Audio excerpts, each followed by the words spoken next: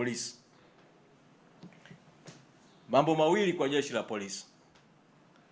La kwanza, wapuuze taarifa za uongo za ndani ya jeshi la polisi lenyewe zinazodaiwa kuwa za kiintelijensia, kwamba watu wa Chadema, maana kuna habari hizo wamelishana uongo huko ndani kwamba Chadema inataka kufanya vurugu ya wanachokiita kumuokoa Tundu Lissu kutoka kwenye mikono ya magereza na mikono ya polisi. Uongo mtupu, uongo ambao umetengenezwa ili kutekeleza nia ovu ya kupiga raia na kupiga wananchi na kufanya vurugu. Watu wa polisi wenye kuheshimu utawala wa sheria, haki na maadili waepukwe kuingizwa kwa uongo kwenye mzozo na mgogoro ambao utalichafua zaidi jeshi la polisi ambao tayari limeshajichafua kwa matendo mbalimbali ya siku ya nyuma. Badala yake, jeshi la polisi, na hapa ni mzungumze na IGP, kwa sababu bahati mbaya sana polisi kanda maalumu Dar es Salaam na polisi maeneo haya yanayohusika na eneo hili mpaka wameamua kupanga haya walioyapanga, maana yake ni kwamba wameshakubali uongo huo na wanaongozwa na uongo katika kupanga utaratibu wa ulinzi na usalama katika jambo lenye maslahi ya umma ya wazi kabisa. Kwa hiyo nitoe mwito kwa mkuu wa jeshi la polisi IGP kuweza kufuatilia jambo hili. Jeshi la polisi kwa ujumla wake wasikubali kuingizwa katika kuchafuliwa wote kwa umoja wao kwa sababu ya matendo ya watu wachache ambao wanaacha kufanya kazi kwa ukweli, kwa haki, kwa uweledi. Na tukumbushe jeshi la polisi, nikumbushe IGP, matendo kama haya ya taarifa za uongo zinazoitwa za kiintelijensia ndio yalifanya jeshi la polisi likapiga watu mahakama ya Kisutu pale wakati kesi ya mwenyekiti Lissu inakwenda kwenye hatua ya komito mwezi Aprili mwaka 2025. Wakapiga watu, wengine wakabebwa wakaenda kupigwa huko maporini, Mabwepande na mapori mengine, wakatupwa, wakadhalilishwa, na sio wana viongozi wa Chadema peke yake, viongozi, wanachama, mpaka baadhi ya waandishi wa habari wakiwa wanatekeleza wajibu wao wa kisheria. Lile jambo lile doa lile bado liko mikononi mwa jeshi la polisi, na bado sisi tunaendelea kusisitiza hatua mbalimbali zichukuliwe na wadau mbalimbali kuhusu yale matukio ya Aprili 2025. Kwa utaratibu huo wa kupeana taarifa za uongo, ndio jeshi la polisi mwaka 2024 tarehe 12 mwezi Agosti kwenye siku ya vijana kule Mbeya lilisababisha watu tukapigwa bila sababu za msingi, watu wakaumizwa, watu wakakamatwa kwa taarifa za uongo tu zinazoitwa taarifa za kiintelijensia, za uongo kabisa ambao haupo. Sasa safari hii tena jeshi la polisi linataka kusababisha matatizo makubwa kwa kuendeshwa na uongo badala ya ukweli na uweledi. Kwa hiyo hizi njama za kutaka kuwavalisha watu sare za Chadema wafanye vurugu, alafu jeshi la polisi lipate uhalali wa kupiga watu na kuumiza watu wasiohusika kwa mambo ya uongo, hizo njama zikome. Tumeamua kuzisema wazi kwenye vyombo vya habari, ili hizo njama zikome, ili kesho kesi isikilizwe kwa njia za haki, kwa njia za amani. Sisi Chadema, pamoja na kuumizwa kwetu na kudhalilishwa kwetu na kupitishwa kwenye mambo yasiokuwa ya haki kabisa, lakini tumekuwa chama kinachoheshimu utawala wa sheria. Tunaamini kwamba mwenyekiti Lissu atasimamia haki kama ambao umesimamia muda wote, na sisi tutakuwepo mahakamani kufuatilia kuhakikisha haki inatendeka, na haki inatendeka kwa wazi, na haki itendeke ikionekana wazi ikitendeka. Kwa nimalizie kwa kutoa mwito kwa wananchi na wadau wa haki na demokrasia walioko hapa nchini kujitokeza mahakamani kufuatilia kitakachoendelea katika kesi hiyo. Nitoe mwito kwa vyombo vya habari kujitokeza mahakamani, na kwa haya niliyoeleza, mna wajibu wa vyombo vya habari kuwepo nje ya mahakama na ndani ya mahakama, ili matukio yote yatakayoendelea siku ya kesho katika viunga vya mahakama zote mbili, mahakama ya rufaa na mahakama kuu, yamulikwe na nyinyi kama muhimili wa 4 wa dola, fourth estate, mkatimiza huo wajibu wenu. Na nitoe mwito kwa wadau wa kimataifa na vyombo vya habari vya kimataifa vile ambavyo wadau watakaoshindwa kuwepo mahakamani kesho na vyombo vya habari vya kimataifa vitakavyoshindwa kuwepo mahakamani kesho, bado wadau wote hawa nao watumie njia zao na watumie vyombo vilivyoko na wadau walioko pale mahakamani kuweza kufuatilia jambo hili vile vile, ili jamii ya kimataifa nayo imulike hayo ya matendo dhalimu na haramu yanayokusudiwa kufanywa mbele ya viunga vya mahakama siku ya kesho ya tarehe 11 mwezi Juni mwaka 2026. Kwa hiyo ni hilo ambalo tumewaitia kwa dharura kidogo, kwa sababu ya tukiona tusisubiri mpaka kesho matatizo yatokee afu ndio viongozi tuseme tulijua au tuliambiwa, katika jambo ambalo linaweza kudhibitiwa kwa ukweli, kujulikana na kila mdau kwa namna yake kuchukua hatua pale anapoweza kuchukua. Kwa hiyo nikaribishe maswali kama kuna maswali kuhusiana haya niliyozungumza leo. Karibuni. Ndio. Asante. Mimi naitwa Joseph, natoka Techanzo. Katibu mkuu, tunafahamu matukio yaliyopita ya mwaka jana ya wanachama wenu kupigwa. Nitaka kufahamu kwa sababu wanaoumia ni watu. Kama chama mpaka kwenye ile matukio, sababu kwa mna ushahidi wote kuhusu namna polisi wameshiriki, video zilikuwepo, kila kitu. Nadhani mara mwisho katibu mkuu alisema kwamba zile video zitakusanywa na nyingine mtazifanyia kazi. Labda kisheria ni hatua gani ambayo mmeichukua kuhakikisha kwamba mnawalinda wanachama wenu, kwa sababu wao ndio wahanga wakubwa wa hayo matendo ya polisi? Mnawalinda vipi kisheria, kwamba walau hata muwe na shtaka la kisheria mahakamani challenge polisi kwa matendo ambayo inayofanya, walau mnapokuja kuzungumza mnakuwa walau na hiyo mlango wa kisheria ambao unakuwa unawalinda, mnakuwa na hizo facts za kisheria. Swali la pili, nimepata taarifa za kiintelijensia kwamba wanao wamechukua tayari, polisi wameshafanya matendo yao, wamechukua sare zenu, wana huo mpango wa kufanya wanayofanya. Labda unaweza kuwaambia Watanzania, kwa sababu jeshi la polisi liko kwa renki, kwa kanda maalum ya Dar es Salaam linaongozwa na RPC, yupo na ZDCO. Labda ni kiongozi wa jeshi la polisi au ni polisi wote? Asante. Shukrani. Kuna swali lingine? Karibu. Asante. Katibu mkuu, pamoja na kuwa na kufahamu, jitambulishe kwa minajili ya watu wanaofuatilia hii. Mimi ni Bakari Kiango, nipo Mwananchi. Ndio. Tumezungumzia, tumepata taarifa. Hiyo taarifa ambayo mwenyekiti amepewa na uongozi wa mahakama au amepewa na nani, hapo kwamba kesho ukienda mahakamani watu 40 tu upeleke tena kwa majina uorodheshe. Ni watu gani anamwambia mwenyekiti wa uongozi wa mahakama au? Sawa. Shukrani. Swali lingine kama lipo? Sawa, naomba nijibu haya. Nianze na Joseph wa Chanzo. Ni kweli matukio kama haya yameshatokea nyuma. Nimetoa mfano wa tarehe 12 mwezi wa 8 mwaka 2024 na tarehe 11 mwezi wa 8 mwaka 2024. Viongozi tulipigwa Mbeya na wanachama walipigwa Mbeya na jeshi la polisi. Na ni ukweli vile vile kwamba mwezi Aprili mwaka 2025 viongozi, wanachama na waandishi wa habari walipigwa Dar es Salaam mbele ya mahakama ya Kisutu. Matukio ya Mbeya yalipotokea, tulifanya mkutano na nyinyi waandishi wa habari hapa na tukasema tutachukua hatua za kisheria dhidi ya jeshi la polisi.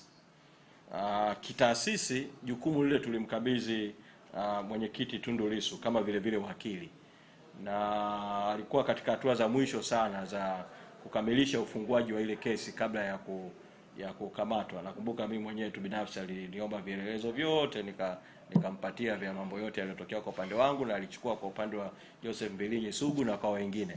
Lakini mwenyekiti akakamatwa, na walipokamata ikasababisha zile nyaraka za ufunguaji wa kesi ambazo alikuwa nazo, mawakili wengine wakashindwa kupata ile transfer ya haraka ya hiyo transition ya kesi.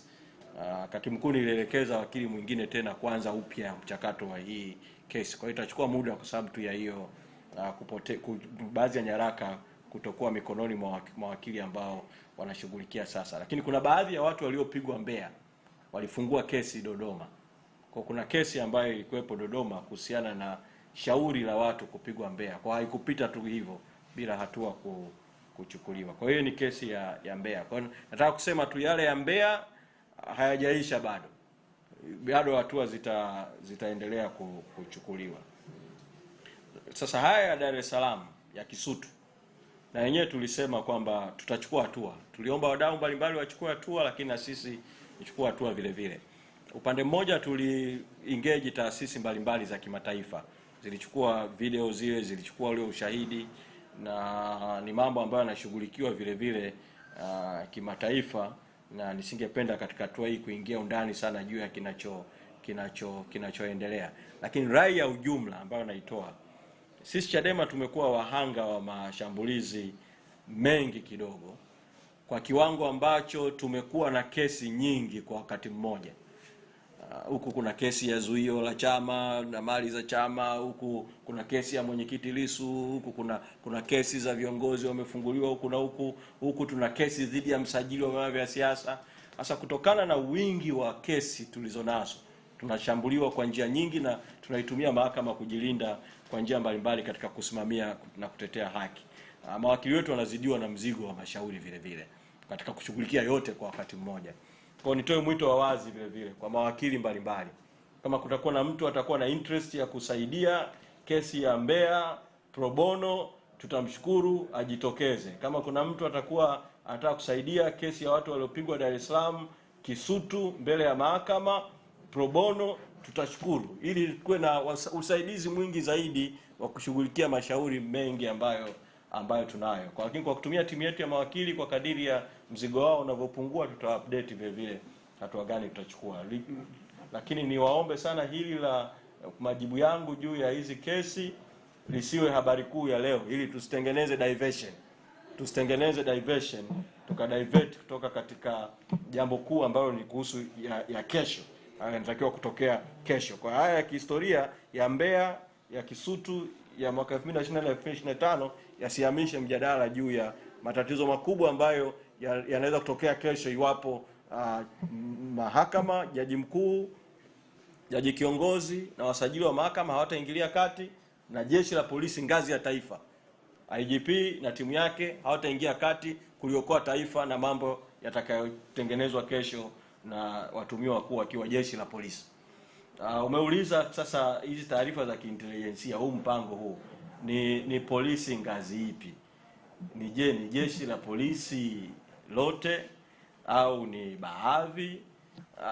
Katika hatua hii, wakati tunafuatilia taarifa zaidi, tunabebesha hili zigo la huo udhalimu na hiyo haramu inayopangwa kufanyika kesho kwa kanda maalum Dar es Salaam na mkoa wa kipolisi wa Ilala na wilaya zake zinazohusika na eneo hilo la mahakama hizi mbili, mahakama ya rufaa ambayo iko pale Kivukoni na mahakama kuu ambayo iko na yenyewe Kivukoni, lakini zikiwa zimetenganishwa katikati na hoteli ya Kilimanjaro Kempinski pale. Kwa wale ambao wanaitawala lile eneo kipolisi, ndio ambao kwa sasa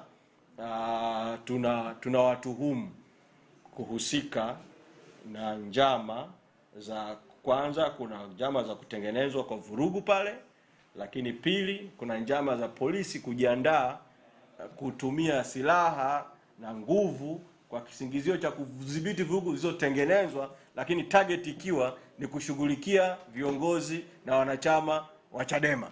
Tunasema hizo njama zikome na zikomeshwe, na ndio maana tunataka sasa jeshi la polisi ngazi ya taifa, IGP, mkuu wa jeshi la polisi, na walio chini yake ambao wanahusika na operation waweze kuchukua hatua kuhakikisha kwamba hali hiyo haijitokezi. Kama wanahusika wengine zaidi, katika wakati mwafaka tutazungumza, lakini kwa sasa tuseme hayo tu, na tuwashukuru sana kwa kuja kwa ghafla, kwa short notice, na kwa wale ambao mmechelewa mtuie radhi, na kwa sababu tulikuwa ni short notice na mazingira ya mvua, niwaombe sana mchukue content kutoka kwa wenzenu ili yale ambayo tumeyazungumza yatoke mapema sana, ili kudhibiti hicho ambacho kitatokea kesho kisitokee kwa umma kufahamu ukweli, na wale wanaohusika kufanya kazi kwa haki na kwa uweledi. Kwa hiyo tunawashukuru sana wanahabari kwa kweli kwa kuitikia mwito wetu wa short notice. Asanteni sana. Swali lako umeuliza juu ya Bakari kuhusu nani alipeleka barua kwa Lissu, uongozi wa mahakama au magereza au nani? Kwa kadiri ambavyo nimekuwa briefed, kwa sababu bahati mbaya sisi viongozi tumenyimwa access ya kumuona Tundu Lissu mpaka sasa. Kwa ningeona naye maana ningepata jibu la moja kwa moja kutoka kwake, na nimekuwa briefed vile vile kwamba baadhi ya mambo yanayofanyika haya ni kwa nia vile vile kuondoa kwa udhibiti wananchi, wanachama, wadau wa ndani na nje ya nchi kufuatilia kesi ya Lissu, lakini wanataka vile vile viongozi tusipate access yoyote ya kuwa karibu na Tundu Lissu kesho akipelekwa mahakamani, kama ambao wametunyima gerezani watunyime vile vile mahakamani. Sasa nani aliyepeleka hili? Hiyo barua imepelekwa na mahakama, imepelekwa na utawala wa mahakama na magereza wameipokea, na mwenyekiti Lissu amepewa. Sasa pamoja na kuwa barua imeandikwa na utawala wa mahakama, na utawala wa mahakama unazungumza kuhusu ofisi ya msajili wa mahakama wanahusika na logistics pale za utendaji wa mahakama, imesainiwa na nani kwa jina na kwa cheo siwezi kusema kwa sababu hiyo barua sina hapa mkononi. Mahakama mkiwauliza inabidi wawaambie nyinyi vyombo vya habari nani kwa jina aliyepeleka hiyo barua na nani kwa cheo aliyepeleka barua, lakini barua imepelekwa na mahakama. Sasa kuna pattern ya matendo hapa ambayo inaashiria hiyo barua kupelekwa sio jambo la mahakama peke yake. Kitendo cha polisi kutengeneza logistics hizi ni hizo zizungumza, hizi zinaashiria kwamba kuna uwezekano mkubwa wa uwepo wa mawasiliano kati ya polisi na mahakama katika kupanga hicho kinachotaka kupangwa, ambacho hakipo kwenye sheria, hakipo kwenye mifumo ya haki. Rai yangu kwa mahakama isifanywe mateka na jeshi la polisi. Mahakama isiingiliwe uhuru wake na utendaji wake na jeshi la polisi. Mahakama ni chombo cha juu zaidi katika Jamhuri ya Muungano wa Tanzania cha kutenda haki. Mahakama itumie mamlaka yake katika kuhakikisha kwamba haki inatendeka na haki inaonekana ikitendeka. Mahakama ndio inatakiwa iwekee jeshi la polisi utaratibu wa nje ya mahakama, katika eneo la corridor ya mahakama, kwenye environment, viunga vya mahakama, juu ya utaratibu wa kuhakikisha haki inakuwepo ya watu kuingia mahakamani kusikiliza kesi kwa